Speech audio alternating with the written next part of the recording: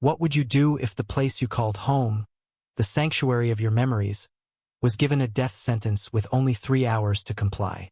For Elias Thornton, that question wasn't hypothetical, it was a cold, hard ultimatum delivered by the Willow Creek Homeowners Association on a blistering July afternoon. The barn behind his modest farmhouse, a weathered relic of his family's legacy, stood accused of violating some obscure HOA bylaw.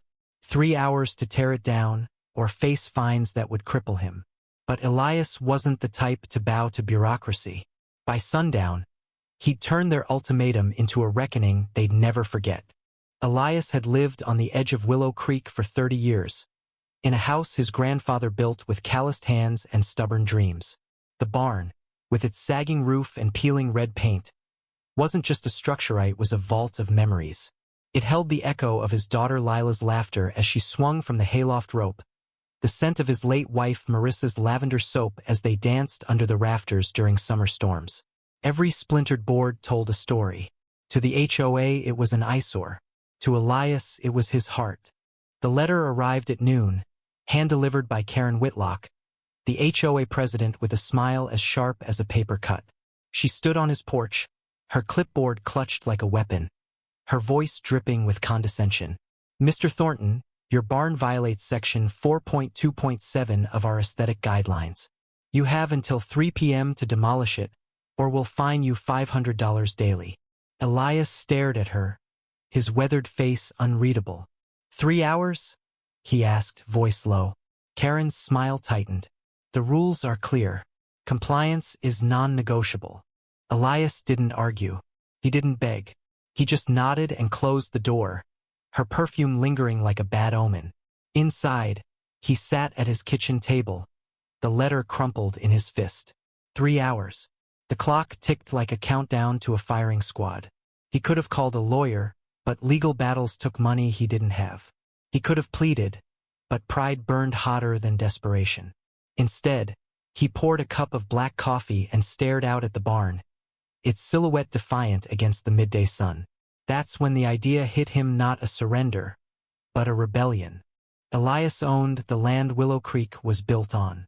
Decades ago, his family had sold most of it to developers, but he'd kept his acre and leased the surrounding lots to the HOA for a pittance.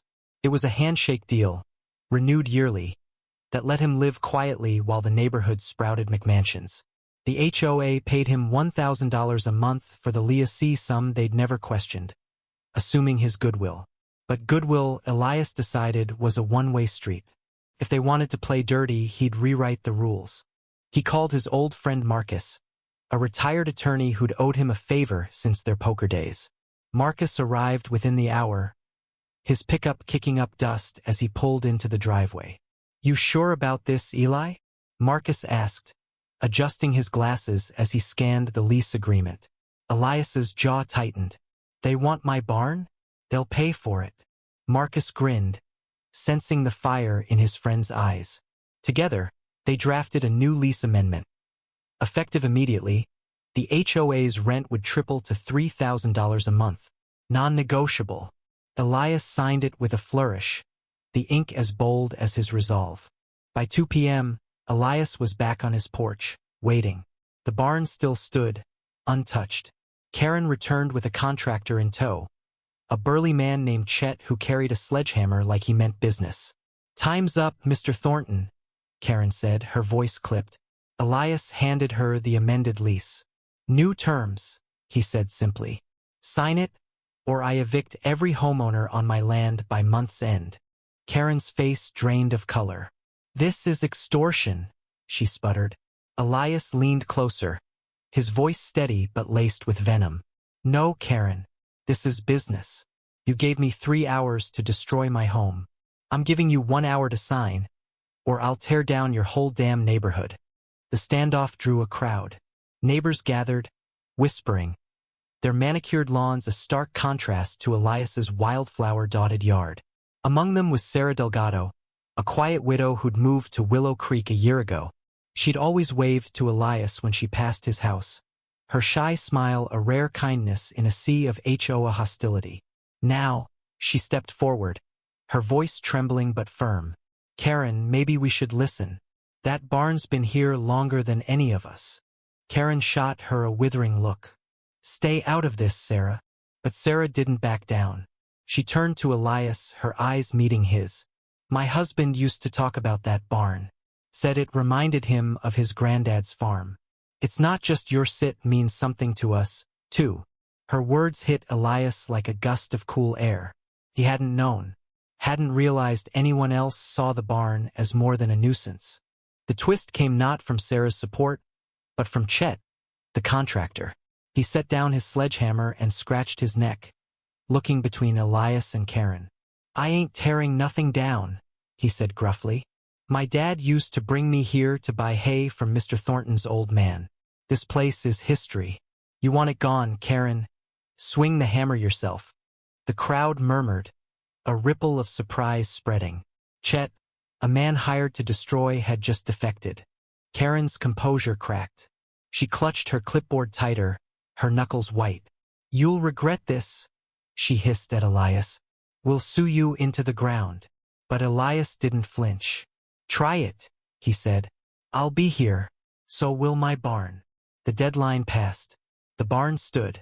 By sundown, Karen signed the new lease, her signature shaky with rage. The HOA's budget would take a hit, but Elias's land was theirs for now. Victory should have felt sweet, but it didn't. That night, Elias sat in the barn, the air thick with dust and memory. He traced the initials he and Marissa had carved into a beam 20 years ago. He'd won the battle, but the war wasn't over. The HOA would come for him again, maybe with lawyers, maybe with worse. And Sarah's words lingered, heavy with truth. The barn wasn't just his.